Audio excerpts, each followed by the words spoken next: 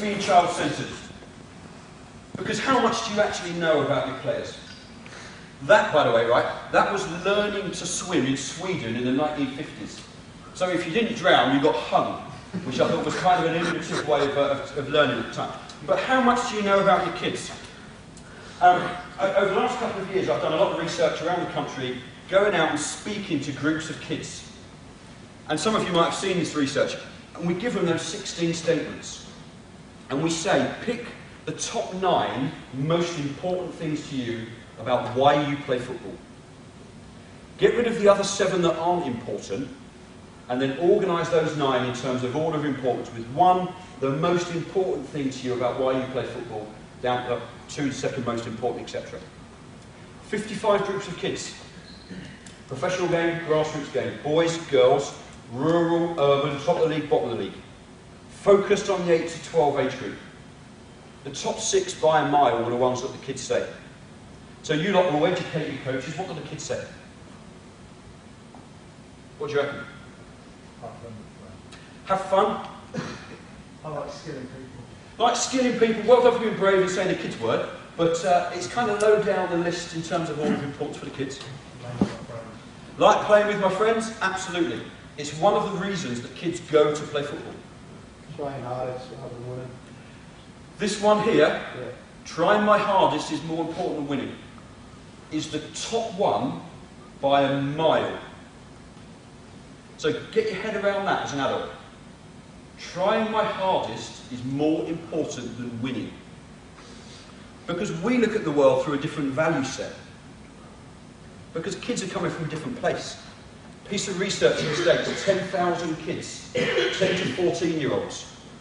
80% of kids would rather play in the match and their team loses than be subbed for the whole match and their team wins. They would rather play and lose than be subbed the whole match and their team wins. Because kids have got a different value set than us as adults. And we tend to then impose that on kids. Good. What else do the kids say? Really good game. Really good game and I love it, absolutely. No one stops doing something because it's just too much fun. That doesn't happen. Kids love it. Good. What else? 2 more. I like progress in a team. It's kind of low down the list. Not massively important for the kids. Meeting new friends through football. Meeting new friends through football, absolutely. Think about the social circles that you've got. Where have they come from? About December last year, I wanted to put some new lights in my loft. So my best mate James, he said, I'll come out and do them. He said, I've done mine, I'll come out and change them. He's not an electrician, but he said, I've done mine. I said, okay, fine. So he came around Saturday afternoon. Within 10 minutes, he'd short-circuited downstairs. Brilliant. So I phoned Ellis. I played football with Ellis at Horsham probably 4 years before that. And I might have seen him twice since. Electrician. Ellis, this is the problem. What's that? He said, yeah, I'll be around 9 o'clock Sunday morning.